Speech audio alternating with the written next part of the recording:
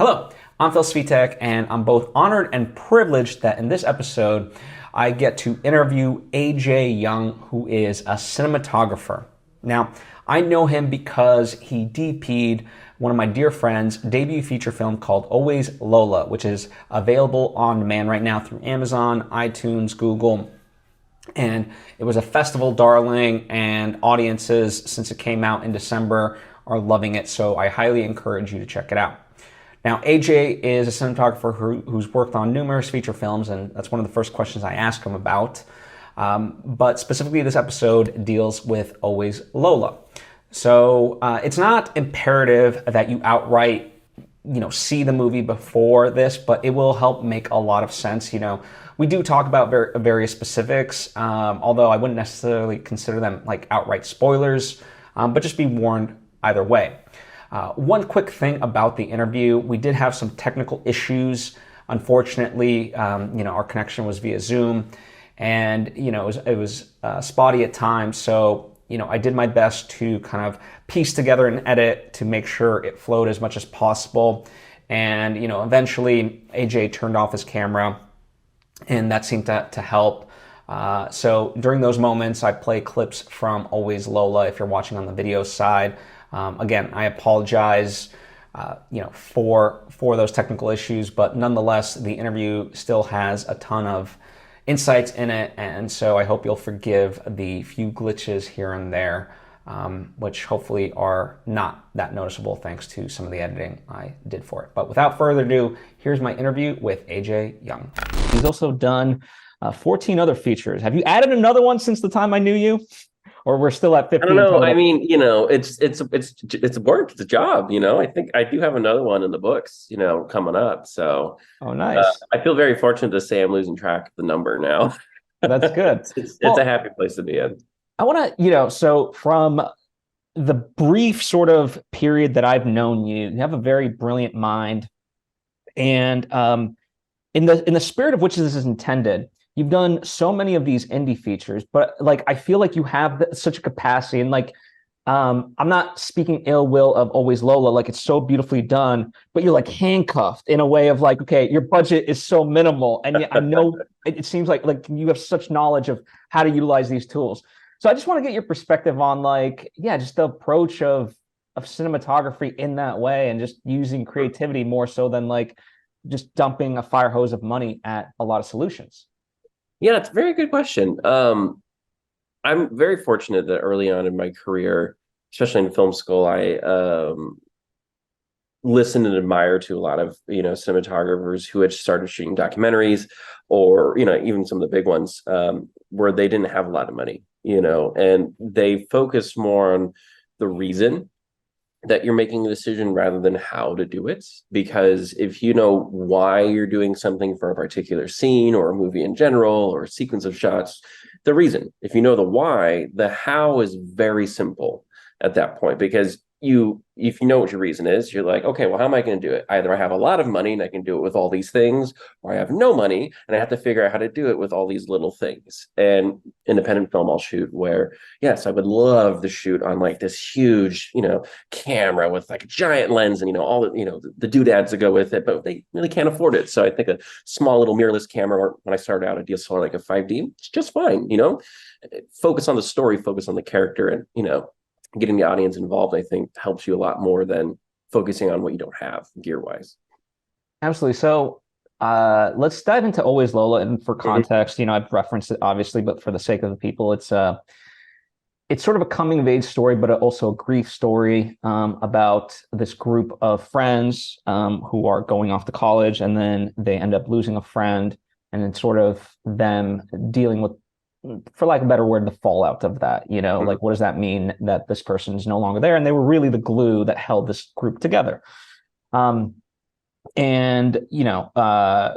budget sort of movie, but you can never tell in that way. And one of the things that Jeff, the director, talks about is you essentially handheld him through the entire process. Like you were his film school in a sense.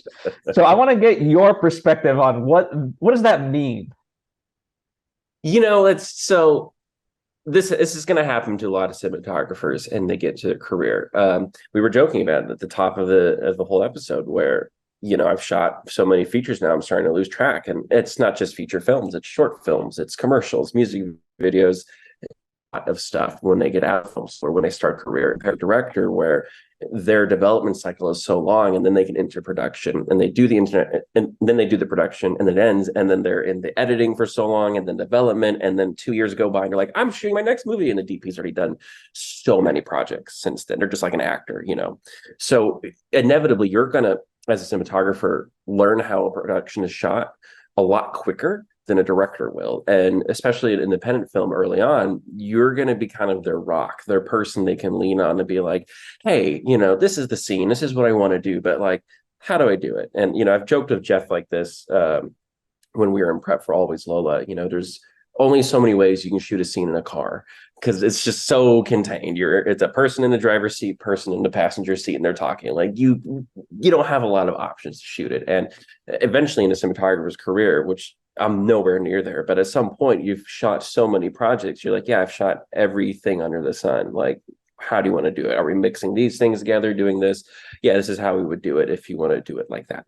And so when Jeff was saying he was really relying on me for like a film school education, it wasn't like teaching him, this is the artistic decision you have to do, this is what makes a good movie. It's me trying to get into his head, understand what he wants, and says, oh, I see what you want to do, this is how we can actually do it. This is the shot you want to do, or this is like how you want it to come across. You should put the camera here and use this lens.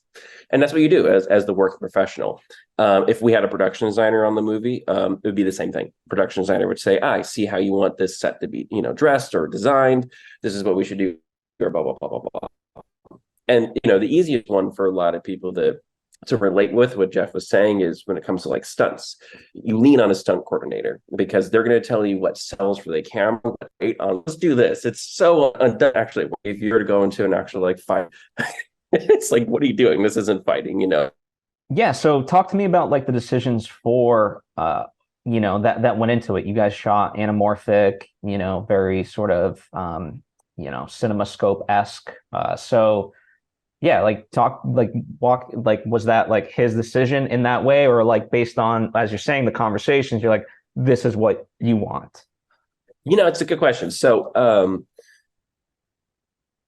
I love shooting anamorphic. I think it's my favorite format to shoot on. I think the way the lenses distort the image and the way it adds a layer of humanism to the image. And what I mean by humanism is you can tell there's a human touch in the camera because it's flawed.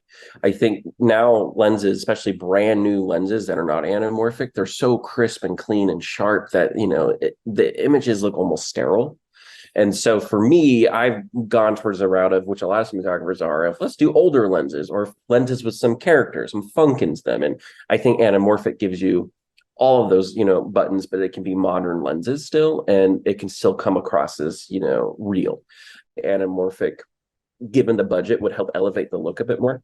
We always associate cinema with the anamorphic look now. It's just ingrained in ourselves, I think, as cinema goers, that if it's a movie, it's suddenly letterbox, and you can see the the bokeh is all weird and the lens flares, etc. We didn't lean into that like lens flares or anything, but it's those subtle cues that clue us in that this is a movie that we're watching. And so I pitched Jeff on that as like, shoot this movie spherical and fit it 16:9 and it would look just as. So Jeff and I sourced the anamorphic lenses in Ohio, and I brought my own anamorphic lens for the flashback scenes because I love dabbling in lenses, and I built my own. And I said, hey Jeff, let's use these modern anamorphic lenses for the present day scenes. And when we go back in time, let's use like my DIY anamorphic lens. It's just as good, it's sharp, but it's got a little bit different character and funk to it that when we go back in time, things feel a little different. So the audience can be subtly cued, where are we in the story and what does this mean for these characters? And that was really the biggest decision going into the anamorphic, was those factors. Did you guys do camera tests ahead of time and like perhaps some color timing? Okay. Yeah, we did. Yeah. So we flew out, I think it was 2 weeks before production. Jeff flew me out to Ohio where he was, and we had the camera, we had the lenses, and we just tested it out. We went to various locations that we were going to shoot at. We just filmed some tests with did some motion tests to see which smoke grenades would work for the color. It was really helpful, and I think it sold Jeff on like with the look. And I'm a huge advocate of testing. I think whenever you're doing any project, even if it's the simplest of stories, just test out the look, test out whatever should be tested, just so you can go into production with confidence that this decision is going to work. Yeah, no, that makes sense. Absolutely. Want to like as far as everything, what was the lighting package like, right? Because obviously, lenses Uh, are a whole one thing, but how do you like pitch them anything? Because I mean, it's a lot of it. Let's roughly estimate half of it is in nighttime in a place that doesn't have lighting. Like there's not street lamps all over the place that you can maybe like, all right, well, at least we'll place them under the street light and that'll light them up. You have to like create it pretty much artificially. Yeah, we're in a forest. I joked with Jeff in prep. The worst words a producer or DP can see on a script for a micro budget movie is exterior night forest. At least it didn't have animals and kids, At so least it didn't have animals and kids. But if it was rain, I'd be like, okay, you're you're very cruel. The lighting is key, and I'll get to the lighting package we shot on. But my lighting package is really ultimately determined by the camera body we shot on, because that essentially could tell me how much light I would need or how little light I would need. And I told Jeff the camera we should shoot on was the Panasonic S1H. It's a mirrorless hybrid camera that can do photos, but it's really like a video camera. Like everyone admits, like, no, this is just a video camera. But the camera has a really high sensitive, ISO range. It's called dual ISO for the non-tech people listening. And essentially, it means that I can shoot into the night. Not exactly. Like you still have to light it. Many lights or one small bigger light, because the camera is a lot more sensitive. And so Jeff agreed that that was the right camera to shoot on, which we did a test. That was the test. We also filmed on the camera to test it. And we liked the look and everything. We're like, cool, all right, let's use that for production. And that, I think, ultimately led to the success, but affordable lights that are away, that because the camera was so sensitive, it made it seem and feel like it was on a giant crane. They're just so sensitive that it can elevate these, smaller productions, that we can make a really good looking image with a lot less. So our lighting package that we had, I remember picking up all the gear myself with Jeff, and we could fit it all inside a minivan. And I was so proud. But it was, man, I think I actually remember all the heads that we had too, because it wasn't a lot. We had, for our biggest bright light that we had, which wasn't too big, it's about the size of my head, so it's not that big. We used, it's called the Joker 800. It's an HMI. So I'm just going to say all these words. Everyone can Google them and look it up. But it's a very bright light. And, we powered it off a generator in the forest. In addition, I use them a lot, and they're very versatile and really handy. I use two light mat 4s. They're big, soft LED source lights, very low power draw, but they're very bright. And so we use that 9 times out of 10, either for the key light or for the fire light. Fire is great. And I told you this camera's really sensitive, and the fire could give you exposure on the face, but a cinematographer likes control. So I'd rather just turn on the fire effect on the LED and save the heat from the actors, because it was hot. Some of those scenes where we had the fire, they were right next to it. And I remember every time we would cut, the actors were like, oh God, it's so hot in my face. Because I'd be like, you got to get closer to the fire so you can get the exposure. yeah. But I think that was it. I think that was the 3 lights, and like C-stands and flags, sandbags, So oftentimes, particularly, it was easy with like the daytime exteriors. Interiors like already providing me, and what can I supplement and add to it. So if you look in there's all these big windows, great, that's my key light. So I'm just going to supplement, give a bit control, so have that light mat be in the right position so the light stays consistent, because the sun's going to move throughout the day while we're filming in there, but my key light doesn't have to, because I've already established it. Just looking at it like that and thinking of it like a documentarian, like, okay, I don't really have much control over here, but what I do have control, I'm going to focus on and control that. And that's the look of the movie, and embracing that simplicity, I think, really helps, especially because we have a really small crew, so I couldn't just be like, put all these things here. It's just not doable. Absolutely. So it's interesting. Like, I love the documentary background. I kind of have that, and for me as a director, I generally, with the actors, I give them a lot of range. I'm like, listen, whatever feels right in the moment. Like, if you want to get up, pick up this cup, do whatever. Like, my job, because I at the moment I still direct and shoot. That's sort of my like, how I look at it. Mm-hmm. And so, I'm like to them, it's my job to capture you, because I'm very much like purely in that, like, I'll tell them if it's, it's a wide shot or what I'm going for, if there might be a specific mark here and there. But overall, it's like, I'm not trying to restrict them based on the camera. I want the camera to them. And so I'm kind of curious how you guys approach just blocking in general, for you guys specifically. That's a really good question. I definitely, when I'm in prep with the director, I always, especially in independent film, you're probably locking in locations until a week out. Maybe sometimes during production, you're locking in a location. So you can't look at it ahead of time and visualize, hey, this is where I want the block and the intricate camera movement. Kind of just have to like look at it day of and be like, okay, here's our blocking, here's what we're going to do. But sometimes you can't. And if there's two people sitting at a coffee table talking to each other, yeah, you're blocking. That's pretty straightforward. You can go into it. I think with Always Lola, our biggest blocking scene, which we didn't know it was going to be until the day of, was this is going to be spoiler alert for everyone watching, is when Camilla, the main character, discovers a huge secret that Catherine has been hiding from everyone. And it's this big, blowout scene, involves the entire cast at the campsite. And we devoted a whole half day to this, or maybe it was a whole day. I can't remember, because it was like in prep on a micro budget film, you kind of have to talk to your director. And this comes in hand with blocking, because blocking informs your shots that you're going to have. You have to figure out, especially on a micro budget movie, what are your 3-4 big scenes that you want to throw your resources on. And what I mean by that is you can take your time, get coverage, do as many takes as you need, light it really well, whatever takes the time to make those scenes. And I think we came up with our 3 or 4 for the movie, and this was our biggest one. This is the climax, I think. It's the turning point of the film. And so we said, okay, let's devote almost a whole day or a half day. It's going to drain the actors emotionally. It will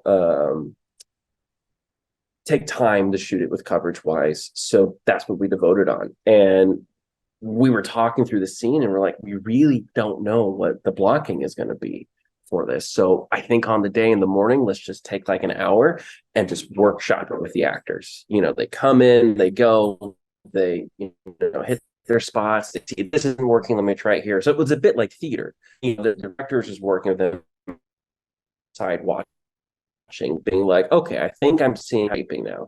Because to your point, it is like, let the actors do the scene and they'll figure out, like, oh, this is the right motivation. At some point, okay, I got it. This is exactly what I'm going to do every time, like theater. So it's not entirely spontaneous after a certain point.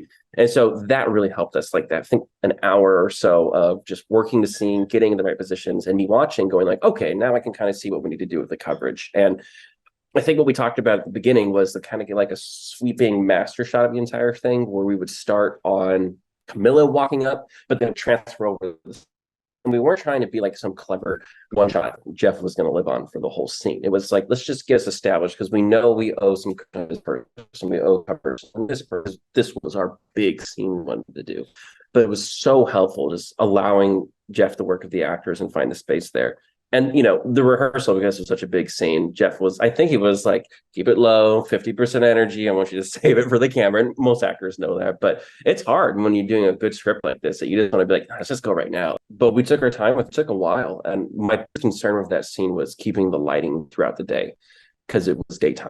The sun was on one side as we started shooting the scene, and it started going onto that side. And so for a DP and most the crew members, we kind of want to know the blocking ahead of time so we can make the best decisions for consistency of the camera, particularly with the sunlight. And so once we knew what the blocking was going to be, I told Jeff, we should shoot these angles this direction because the sun's going to be over there. And then eventually, once we get to this way, the sun should be over there and behind them, and it'll look consistent on camera.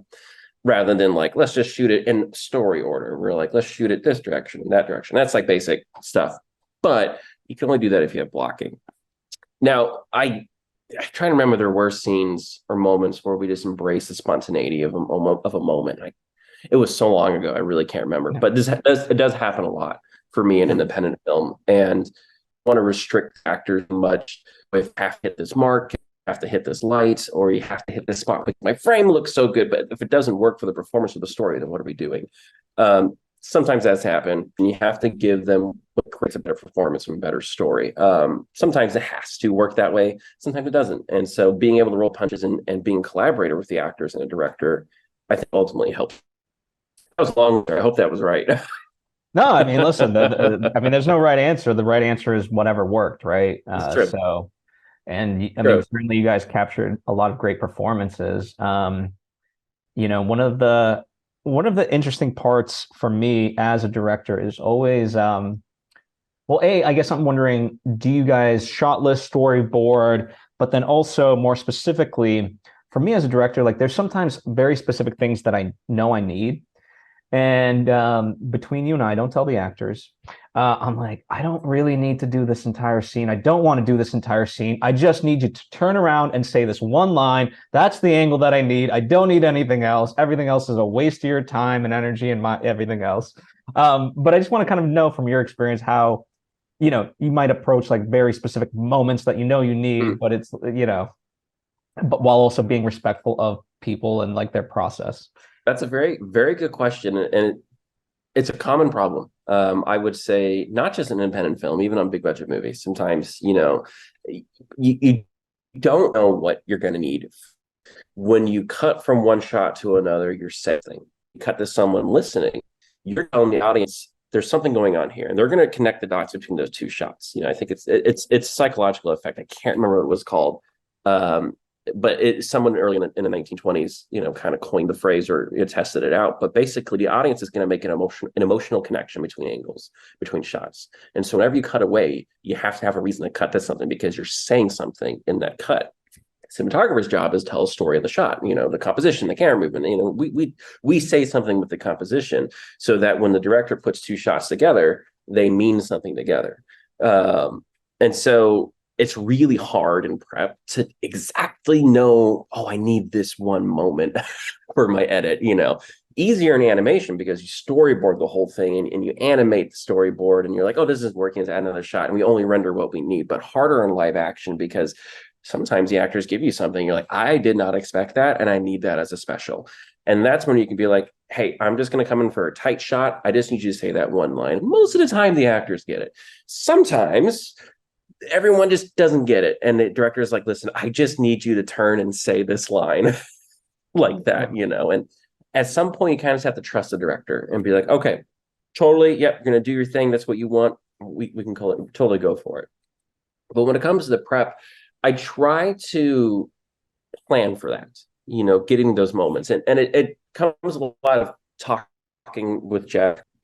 So when it comes to in prep with a director, I like to create that space where, you can set them up for success with the edit so that they can get that specific moment that they need or allow them to see the moments that they only need to capture. And, it's a lot of conversation with the director of, asking them about this scene, what are we trying to do here? What are we trying to say? Who's this for?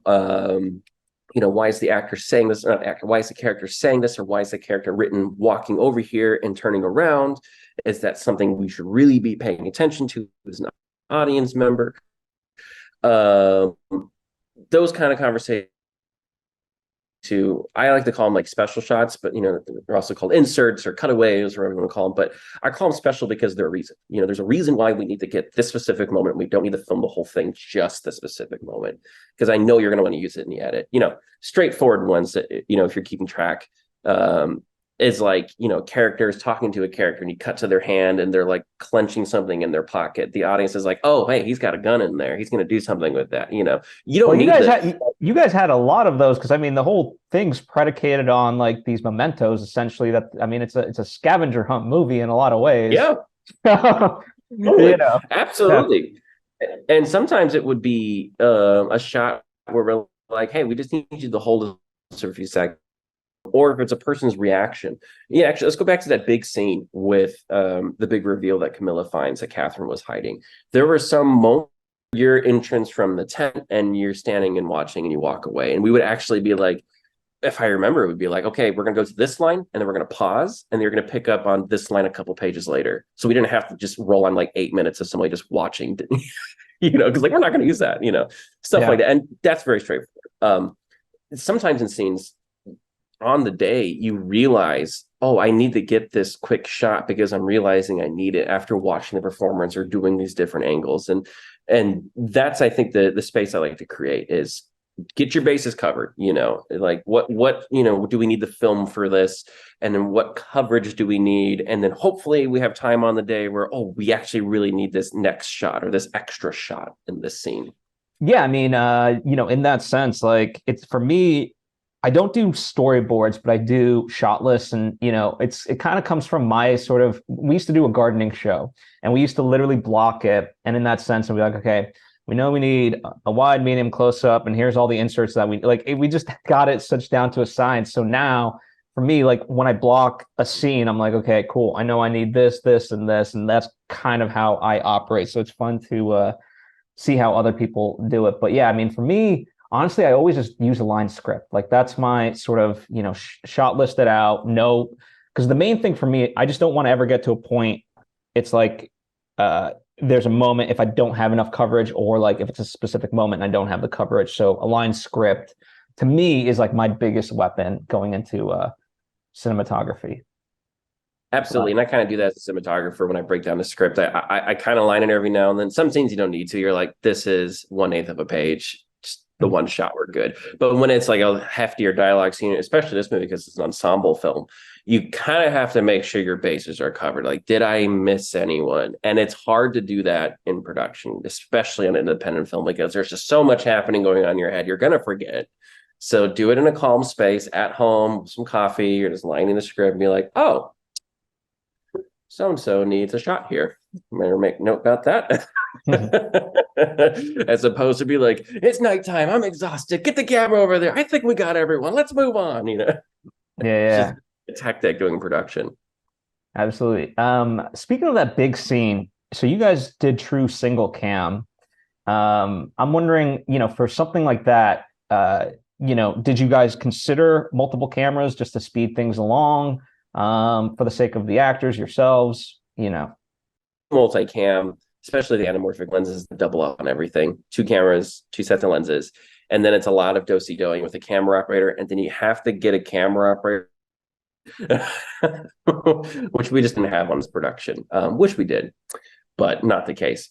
Multicam productions with helpful on big scenes like this, and then sometimes it just starts to become a single cam show.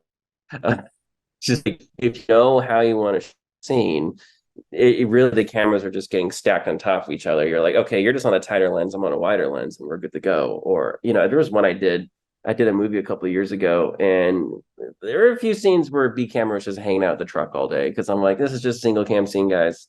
It's not going to be faster. We have two cameras because the lighting is so particular. But we talked about it on this one, and it probably would have helped on this particular scene because the way the lighting worked, it would have been great. But we also knew going in we had one camera, so let's just dedicate the time so we can get the different angles. Let's light it in a way that's really simple. Hence, it was just daytime, and it was cloudy, so it actually helped us a lot keeping things consistent. But it was a conversation, and I don't discount second camera. There are times like a second camera or a third camera, depending on the scene, can make life so much easier, especially for the actors, because you can exhaust them with a scene like that. They can only do it so many times. I hear a siren. I'm going to wait for the siren to go, but I think I finished it just in time. That's another big component of filmmaking is sound. So that's a Yeah. nice. I know sound's not your thing necessarily, but you did mention you guys had generators. I also know you guys had quite the nature sounds. So it just, I don't know. As I said, sound's not your department, but how did you guys? I always feel like in a weird way, visuals and sound are kind of in opposition of each other. Where like the sound guy is like trying to get as close as possible, and like the DP is like, get out of my shot. There's that joke. If you want to know where to put a light, just look for the boom operator. Because they're usually where you got to put a stand. And I feel so bad for them because they're just doing their job. And I'm like, yeah, I'm sorry, man. I got to put a stand there. And you knew it too, because it's the spot that's not going to be in the way, but it's now in the way. A good cinematographer and a good location sound mixer should never be in opposition of each other. They should always be working with each other. I've worked with really good sound teams that are very observant. They're seeing where lights are being put. They're seeing how the blocking is going to go. They're on top of it with not just getting actors mic'd, but with talking to the grip and electric department saying, hey, I see you have a generator there. Can you do this or that to help dampen the sound so it's not too loud, or or put it over there and we shouldn't hear it. We didn't have that size of a crew to work with each other on that, so it was just me and our location sound mixer, who was also the boom operator. Her name was Carrie Stevens. She was fantastic. And she would always give great recommendations on, like, hey, I can hear the thing still, maybe we should put it over there. And I knew kind of going in, because I've worked on production before, you have to create what's basically like a little sound tent for the generator. We didn't have a big generator. It's called a 2000 watt suitcase generator, because you can carry it like a suitcase. It's still pretty loud. So we basically took a whole bunch of Fernie pads and we made like a little tent to put around it, like a box tent, because you got to give it air to breathe. But that basically kind of muffles the sound and directs it away from the set. And we had to put the generator as far away as we could, but still can get enough electricity from it. And then, do our job. And I think that worked great. Carrie said it was fine. They didn't have any issues or complaints. And I guess the sound mix went really well. So yay. But I think a good cinematographer needs to keep sound in mind. There are times when, of course, you're like, yeah, sound doesn't really matter for this shot, so we're going to do this or that, but what are we doing if we can't capture the sound properly? What are we doing if we can't get enough light on the character? That's my opinion. And so if we need to do something to make it better for sound, let's do it. I think we're all team players. We're here to make a movie. Let's work on it. Well, I always laugh at I was just watching the Oppenheimer behind the scenes, and one of the Safdie brothers who's in the movie, he was joking that they would yell action, and then he just turned around and be like, "Is that camera sounds broken? It's so loud." Was it? And then Chris is like, "No, it's fine. That's the camera." We'll do an audio take later. So yeah, I mean, yeah, the juxtaposition of all of that is wild to me, because like, I mean, I've never worked with an IMAX camera, but I've certainly worked with film, and just that concept, like. Yeah, that I imagine that is like a sound person's worst nightmare. Well, in that case, they knew what they're getting into. They're like, oh, they're bringing the IMAX camera out. We're just rolling reference audio for this, Yeah. And there's times like I did a movie, or I did a TV show pilot a couple of years ago, where there was a big exterior rain scene, and it was awesome. And like, we had this rain rig rigged up, we had lightning and everything, and I'm just being like, yeah, we're not getting sound on this. This is going to be ADR, because it's just loud. You can't hear it. They're going to try. And they did. They got really good sound. I'm curious, did you guys do audio only takes on Lola specifically? I'm trying to remember if we did. I know we did. There's definitely audio only takes. That's a thing. I can't remember if we did. Maybe if we were like, hey, there's a weird air conditioner noise, or there's a weird car thing. I know we frequently did wild lines, which is, hey, it's just, I need you to record this one line real quick while you're still in the moment, because a plane flew over on it and we don't need to redo the whole scene. We can just get that line. Or it's like, it's the other end of a phone call. Let's just get that line, because we don't need to shoot the other end of the phone call. I definitely, if we have the time, I think an audio only take is sometimes beneficial and sometimes not. You really have to ask yourself, like, is this something that we need? And it's really like up to the sound mixer to say, hey, listen, this was just garbage. I couldn't get anything because of all these different moving elements, so we should just do an audio only take. And I think in a movie like Oppenheimer, that totally makes sense. Like, that IMAX camera is so loud. Like, yeah, they did an audio only take, because otherwise they have nothing. But an independent film, I think it's unfortunately a slight luxury. Not wild lines. Like, doing one line's fine, but doing like a whole scene audio wise, that'll eat up your schedule too much. Yeah, I mean, it's I always look at like it's catch-22, because in many ways, like I always try to force an audio only take, because it just ends up being so much better than ADR, especially on indie Yeah. level. Actors aren't used to looping, and obviously, like, the quality of the looping, you have to then put it into a specific scene, whereas and so between the performance and everything else, the sound quality itself, yeah, I just find, as painful as it may be, I do find them very beneficial for indie filmmakers. I completely agree. And that is definitely a conversation between the mixer and the director. As a DP, it's really not my place to say anything, because I'm always like, no, I want to shoot. But bad sound is the first thing you're going to notice in a movie. And so I'm always a proponent of, like, hey, if we need to get it for better sound, let's do it, particularly like room tone. Always get room tone very quickly, and that's like a basic one. Everybody knows that. Yeah, no, I definitely agree. To that end, I mean, you guys shot pretty much, what is it, 12 days? What's the I think it official was count? 12 days. Yeah, That's that's quite considerable. it's pretty quick. Yeah. Jeff wrote a very tight script, which I think was doable. I'm trying to remember if it was 90 pages on the dot or something, but it was short. Especially at this budget level, you can expect to do about 10 pages a day. And so the secret to success, which is what I told Jeff on this, was minimal coverage, maximum impact. That was a phrase someone shared with me a few years ago, and I've really lived by it ever since. And if we look at a scene, we have to ask ourselves, how can we get this with as little different angles as possible? You got to get a whole bunch of angles, but really on the whole, you just got to ask yourself, like, what are we trying to capture here? And how many angles do we need? And how little of them can we just do it on? It's easy when you're talking like a really short scene that's like 1/8 of a page. Like a character just walks in, says one line, and that's it. That's one shot. Let's get that in one shot. It gets harder when scenes are like a page and a half. You really have to ask yourself, do I need to get coverage on this scene, or can this be I hate to say clever one shot, but can it be a clever one shot? Can we do it in one angle, maybe with a cutaway? Because it is still a relatively simple scene, and that's how we approached it. And so earlier I mentioned we had to pick like our 3 or 4 big scenes. It was like, okay, those were our 3 or 4 big scenes that we wanted to devote time to get coverage on, to shoot different angles, to really, get that done. And then everything else, our rule is 1, 2 angles, we have to move on. And that was our success, honestly. I been on productions where they don't approach it like that. They still try to shoot it as if it's a 20 or 25 day movie, thinking that they can get coverage for every single scene, and they go way over schedule or way over budget. And it's just, in my experience, it just doesn't work that way.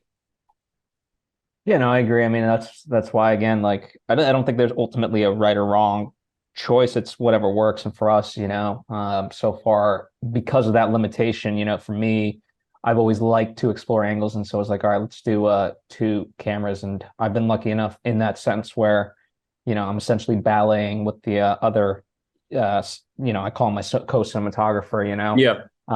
so that always helps in that way where you're just in symbiosis with somebody and able to do that. Oh Um, yeah, second camera can get you a whole bunch of new angles really quick. So that's another reason. Another reason to yeah, get but again, it. it has to be. I mean, I think if anything, we're both on the same page of it needs to be deliberate because I've Yeah. certainly seen people and novices of like, all right, let's just okay, we've got 3 cameras, let's just all put them up, and it's like, well, what are you even shooting? Yeah. Where You are don't we even know what you're filming? shooting with the one. Exactly. You know, Completely agree. I joke a lot sometimes because sometimes we want to overcover a scene. We want to cut away too many times. And I'm just like, crazy idea, guys. What if we just let the actors act and we just watch them? A crazy idea. Just, put the camera here and just let them do their thing. It's captivating already. So I think the simpler answer is always the better choice for the story, because it'll come across as complex, even though it's a really simple decision. It'll look, there's layers and stuff that, go into it. So yeah, same page. What are we doing here? Why are we here? exactly. Are you familiar with the Dogma 95 movement by any I am chance? familiar with it. Yeah.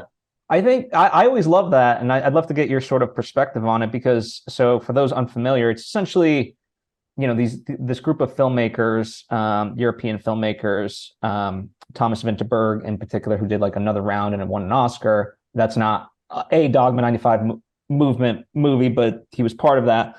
And really, the whole point was like, listen, as long as you have a good story, the rest of it doesn't matter. And they have the crappiest sound, like mini DV type footage, but some of the best movies came out of it. So I'm just curious your perspective, and maybe you disagree that they are great movies. I don't know. Um, I think it was great, honestly. And it's funny, I think there were precursors to independent film now. Strict rules, like you had to adhere by to shoot on and do. Like you couldn't bring any lights. You had to use naturally what's in the location. Which I'm like, no, you can bring one light or two or a minivan full. But they were really onto something earlier on than what filmmakers are now getting used to. And oftentimes you'll notice a lot of big time filmmakers shoot as if it is an independent film. Like, oh, we got one light and we got a camera. Great, let's go shoot. I think Christopher Nolan's actually known for just the speed and wanting to shoot a big production as if it's like an independent film. So they were on something, and I really admire and respect it, because you are basically boiling it down to, what are we trying to tell? What's the story? What's the scene? I would love to see filmmakers apply that Dogma 95 aesthetic, or what I mean by aesthetic is like the decisions, the Dogma 95, style to like science fiction or horror, or stuff that really involves a lot of visual or special effects, because I think that could elevate those projects more, because it makes it feel more human to a degree, rather than like purely animation. We're doing everything in the computer, and we're going to render it out and just shooting an actor on a green screen. Yeah. And I think the person who probably gets closest to that is probably James Cameron with Avatar, because he doesn't call it motion capture, and rightfully so. He calls it performance capture, and he just works with the actors and captures the performance, and then from there he really builds the story and goes from there. And there's a lot to admire about that, and I wouldn't be surprised that there's a lot of thinking going on in his head that's a lot like independent film. Like, why am I here? Why is my character here doing this or that? So with Dogma 95, it's just like, and I love Thomas Vinterberg's movie Another Round. That was actually an inspiration for us on this movie. One of our references was Another Round. And it was, handheld. It was embracing the actors, finding location. The camera was very much a character in the movie as the other characters, and that's how we approached it with this. And so it's hugely, I think it's so influential that we don't even know it. Like, how you cut to a different, like, editing is so influential. Like, when you cut from a shot to a shot, people are just assuming that's what you have to do in filmmaking. I think that's what Dogma 95 has done now. It's just so influential that, yeah, it's expected you're doing this like Dogma 95. Why is this even a conversation? Absolutely. I'm curious, do you work with a lot of visual effects, and sort of leading you in particular, if you do, I've heard Roger Deakins talk a lot about this, where cinematographers are essentially not involved in the VFX process, and then, the VFX people, through no fault of their own necessarily, but they don't know these conversations, and they'll light it a certain way and they'll do it a certain way, and it's like ends up being inadvertently in opposition with the vision of the film. And he's someone that in particular tries to be like involved with VFX, and to be like, here's how you fix it. Here's what you're going for. Not much visual effects happens on the independent films that I've shot, but I am aware of this. And my opinion, and I've been fortunate enough, I'm part of the union, the International Cinematographers Guild, and they actually did training with us on shooting for LED volumes. And the training that they came across with us that I completely agree with is, everyone needs to be on the same page before anything starts to happen. The vision has to be unified across the board. And so Deakins is on the right path, of course, like trying to be involved with visual effects and say, hey, if you're gonna be doing this is how I'm gonna light the scene, make sure you keep it consistent with that. It's sometimes easier said than done, because unfortunately the way the process is laid out, production is very siloed from post-production, in the sense that we shoot assets that then visual effects goes on to work with. And sometimes it works out great and seamless, and other times it's two immovable objects, or an immovable object, clashing with an unstoppable force. I totally butchered that phrase, but you get the idea. Yes. And it really comes down to a lack of communication between the visual effects team and the production team, of what we're shooting and what they need and what we need from them. And so a good line of communication and pre-viz and, sharing images back and forth, and, not only the cinematographer being there occasionally during post-production to make sure things are going well, but for the visual effects team to be on production as well, to make sure things are going well on production, so they can succeed on their end. Because sometimes you have to relight things in post, because it's just not working with what, ultimately the visual effects needed to be for whatever this pseudo project is. It's different in animation, because everything happens in reverse on animation. You edit your movie before you make anything. So essentially, once you start hitting the render, everyone is on the exact same page, because we all know the exact movie we're making. But with live action, it's the other way. We're all figuring out what kind of movie we're making, and then we're all just kind of waiting for the final edit to be done with everything that's already been finished. Yeah. Speaking of that, like, yeah, So it's a hard I, process. I'm curious, when you see the final movie, with Always Lola, and the shape that it takes, like, yeah, I'm just curious, like, is it in general as you envision, and if there are differences, yeah, I don't know, just curious about your thoughts in general. It's interesting. It's interesting because oftentimes when I shoot a movie, I don't get to see a rough cut or even a final cut until maybe a year and a half later.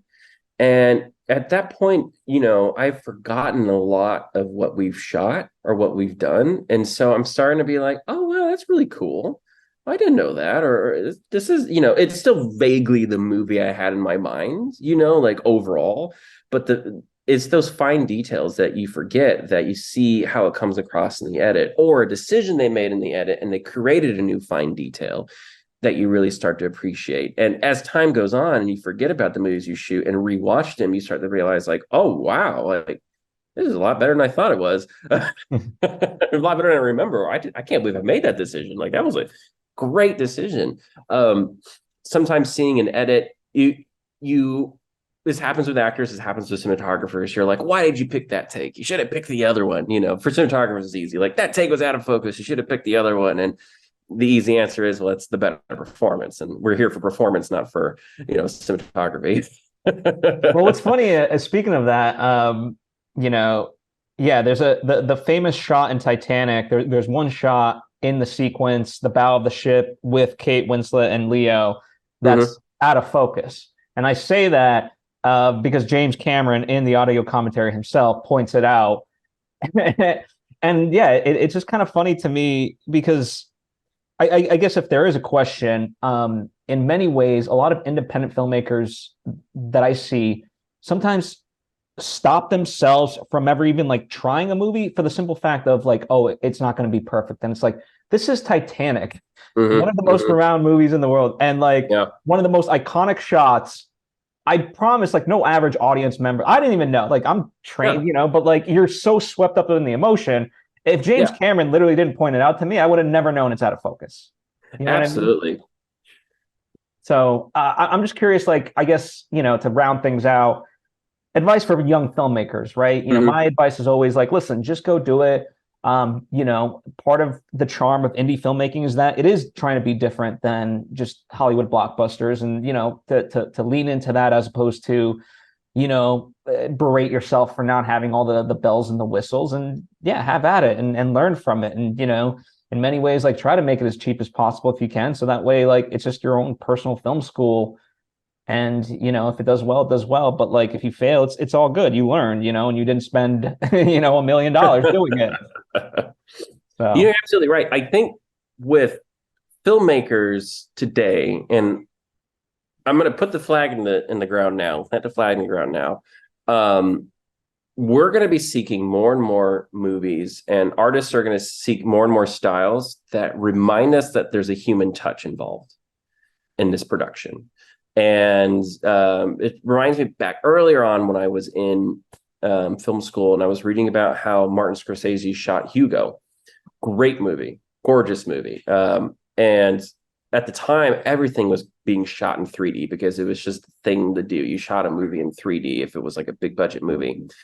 And there were two ways you could do 3D back then. You could shoot 3D with two cameras and like a crazy 3D rig. It's huge, it's heavy, it's cool looking, but it's also a mess to manage. Or you can do the 3D in post. And Scorsese opted for the latter, to do it on production with two big crazy cameras rigged for a 3D rig. And the reason he said he wanted to do that is because he loves the imperfections that can happen on a production. He's done plenty of movie where a first AC pulls focus at the wrong moment, and that turns out to be a brilliant choice. Even it was on accident, because he's like, oh, that was great. Let's use that in the edit. And he wanted to allow that space of imperfection to happen with a 3D rig. And I've kind of lived by that ever since, because we have to remind ourselves that there's a little bit of flaw into the production. It reminds us that we're human. It reminds us that there's someone behind the camera telling this story, and not in a way that's like, oh, look at me, we're making a camera, but more in a sense of like, oh, this is real, this is human. And I think with growing use of artificial intelligence and cameras, just and not just artificial intelligence, cameras just getting better at keeping people in focus, visual effects getting faster and better at cleaning things up, making things look cleaner and better, we're going to have a really sterile looking cinema landscape that people are going to be pining for things that remind us that this is a human handmade project that we're watching. And, you know, I wouldn't wring my hands or break my back trying to make something look so perfect. I would rather focus on, am I going to make you cry? I'm going to make you laugh. Are you going to enjoy this movie? Are you going to be thinking about my movie when you're driving home or the next day, rather than, oh, that was out of focus, these amateurs? I don't care about that. I'm more focused on, am I going to leave a lasting impression with you? And are you going to connect with my characters? Well, you've certainly done that with Always Lola. I mean, I know, it's not just you, it's a whole production, actors, director, the rest of the crew. But I mean, just the run of film festivals alone speaks volumes, and it is out and has been out since let's say mid-December, and it is getting amazing reviews. And I think all that's felt, rightfully so. So yeah, whatever imperfections there are, I don't know them. Well, thank you very much. It's very kind of good to say. If this movie, I think, is very important. It's important to me, and I think it's important to a lot of people. I'm very happy it's out there. I'm very happy for Jeff and Laura, the producer of the movie. They did a fantastic job. They got a great team of people together to make this movie, and you can tell when you watch the movie, you can tell there is genuine heart and soul put into this project. And I can't wait to see what they do next. And I'm hoping to be with them on it. Yeah, it'll be fun. And you know what? Just as a side, I know it has not technically anything to do with you, but I remember Jeff early on, he submitted to a couple of film festivals, and he wasn't getting the correct response. And then what you guys did, Marina Del Rey. We also did Marina Del Rey. Like, it felt like so symbiotic, and that just really kicked it off into gear. Yeah. And just the wherewithal, because I remember telling Jeff, like, just stick with, like, it's gonna find its audience. Like, I get it, it sucks. But I always go to, like, writing, Brene Brown talks about she could fill a whole football stadium of rejection letters. This is Brene Brown, like, just author of the century, if you will. So, and to be vindicated in that way, to know, like, he stuck with it and it found its audience. I'm really happy for him, proud of you guys, and all that stuff. I'm still trying to shoot more movies, and I'm still, kicking away at it. And I'm realizing, like, you just got to keep doing them. And you got to love what you got to do, because it's going to take a while. And Jeff saw that, and now he's getting the fruit of his labors. I mean, the movie's out and it's getting really, really good reviews. And, I can't wait to see where he's going to go, and for your stuff too. Well, thank you. Much appreciated. In the meantime, where can people follow your career? Obviously, like IMDb, but anything more direct as well? I'm very active on Instagram. I'm very active on Mastodon, which is the alternative to Twitter now, which I'm a huge fan of.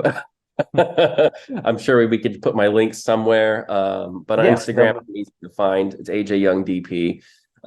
Mastodon is new. It's harder to find still, so we'll put the link down there.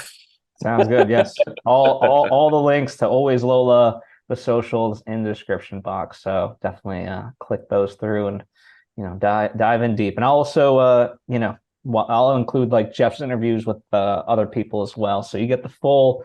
I like it. Like, you can really deep dive this whole movie, and I think there's a lot there as well. So yeah, because we're losing DVD, so we need those special features. They're right here. Indeed, indeed. Well, thank you so much, and thank you everyone for tuning in. And feel free to comment down below with any questions and things like that. Maybe we could do a round two or something like that, or we'll just answer how we answer.